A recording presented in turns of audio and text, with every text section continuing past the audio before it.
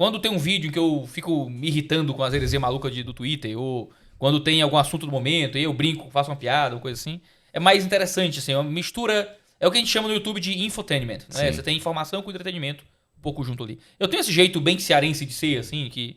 Eu nunca tento ser engraçado, nunca tento.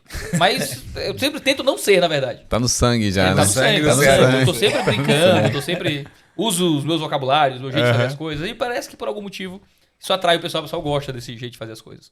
Mas eu tenho ali 6 anos, pelo menos, de acervo de pessoas me mandando semanalmente perguntas das mais variadas, das mais amplas. E aí foi muito interessante porque a ideia foi catalogar todas as respostas que eu dei no YouTube até hoje.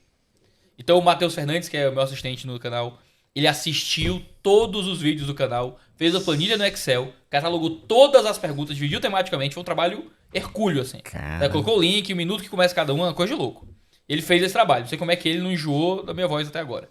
E com isso posto, eu mandei tudo pro Omar, né, que é o meu editor na Novo Céu, e aí eles fizeram o trabalho de pegar todas as perguntas, transcrever tudo que eu respondi, selecionar essas perguntas, então aglutinar perguntas parecidas, colocar as respostas que eu dei juntos ali, dar uma organizada, um desenvolvimento nesse texto e então me passar. Tá aqui, Iago. Trabalho em cima disso aqui. Né? E aí eu trabalhei em cima desse trabalho bem prévio que foi feito, que já foi um adianto muito grande, né? Sim. A organização, compilação, seleção, transcrição, a aglutinação ali de algumas ideias. E pegar tudo isso para em cima do que foi desenvolvido, eu dar o meu trabalho literário em cima daquilo, cara, muito bom. E assim, acabou que ficou muito vivo o livro, porque... Não foram perguntas que eu inventei. Sim. Foram perguntas que eu pensei que poderiam ser boas para a igreja. Se fossem bem engajadas. São perguntas comuns de crentes comuns, querendo saber mais sobre a vida. Então tem perguntas as mais absurdas aqui, que são tão absurdas que eu nunca teria a criatividade de inventar. Entendeu? É uns negócios assim, meio malucão. Mas que fazem parte da experiência de fé de muitas pessoas. De não saber porquê, de não entender algumas coisas básicas. E aí poder voltar para responder os básicos do fundamento da fé...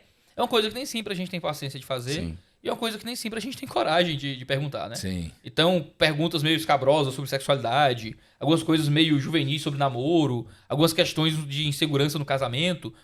Às vezes é confortável mandar para um cara na internet. O que é muito triste também, não é? Você deveria conseguir ter esse trabalho... Conversando na igreja, né? Na igreja. Mas acaba que você tem um suporte aqui, né? Para pessoas que não têm um pastor, que não têm acesso a esse tipo de informação, que quer uma segunda opinião sobre alguma coisa. E a gente acaba... construindo um caminho de provérbios. Na minha opinião é isso. O Pergunta de Pastor é um pouco provérbios, assim. É um pouco de sabedoria geral aplicada à vida cristã. Só que nesse Pergunta de Pastor pode ser qualquer pergunta, não só sobre sexualidade. Vem de tudo. Sexualidade deve ser a que mais tem, né? Não, acho que não é o que mais tem. Mas certamente foi uma boa escolha de primeiro material para trabalhar. Legal. Porque por mais que tenha vários temas, sempre tem uma sobre sexualidade aqui e acolá. A gente compilou durante 6 anos de vídeos quais foram as de sexualidade e trouxe para cá. Então você vai encontrar de tudo aqui dentro. A ideia é que seja uma série de materiais, né? Então, se o livro for bem, né, engrenar legal, certamente a Novo Céu vai querer fazer mais algumas cópias, alguns outros volumes, né? Esse é o Cristão Sem Vergonha de fazer perguntas sobre sexualidade, mas a ideia é usar esse trocadilhozinho nos próximos volumes. Então, eu tenho pensado, por exemplo, num Cristão Sem Medo, de fazer perguntas sobre o mal e o pecado, e o sofrimento, tal, coisa assim. E ir nessa toada de cristão sem alguma coisa, ou algo assim, e lidar com as temáticas que a gente tem respondido ao longo dos anos no Pergunte Pastor. Eu comecei o Pergunte Pastor porque eu queria um programa fácil.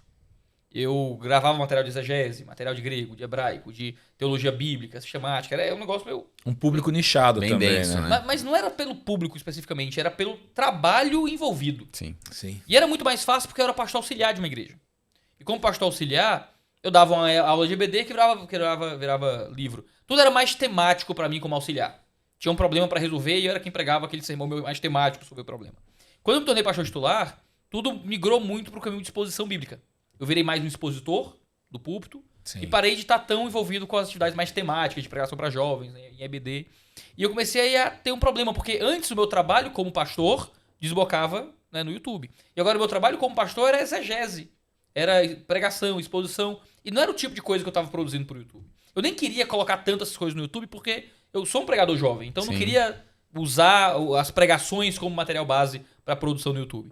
E aí eu pensei, poxa, eu preciso conseguir produzir conteúdo pro YouTube, que é o algoritmo, você sabe como é que é, né? Essa entidade cósmica, né, chamado algoritmo. É um negócio que ninguém entende, cara. Cobra que você poste vídeos com regularidade. Exatamente. Eu digo, eu não consigo fazer mais 2 vídeos de Bíblia e de teologia e de grego e tal.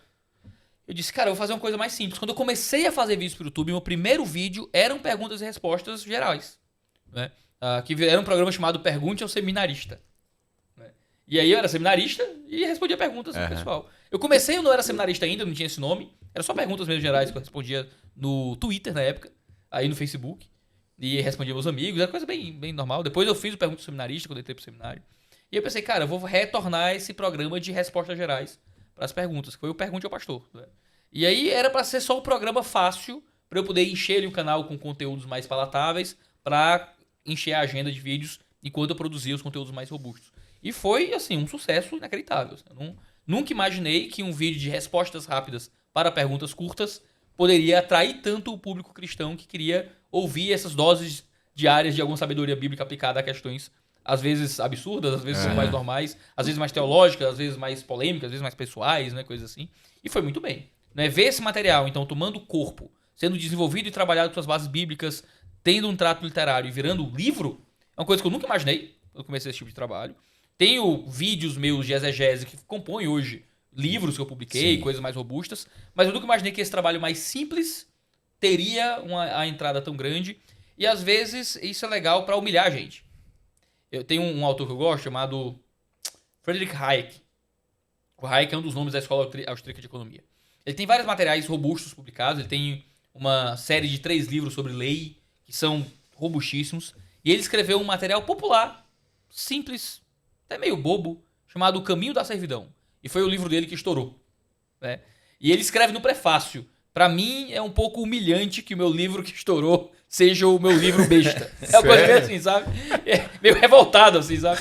Mas eu acho aquilo muito engraçado, porque é parte da nossa experiência. Poxa, eu fiz mestrado.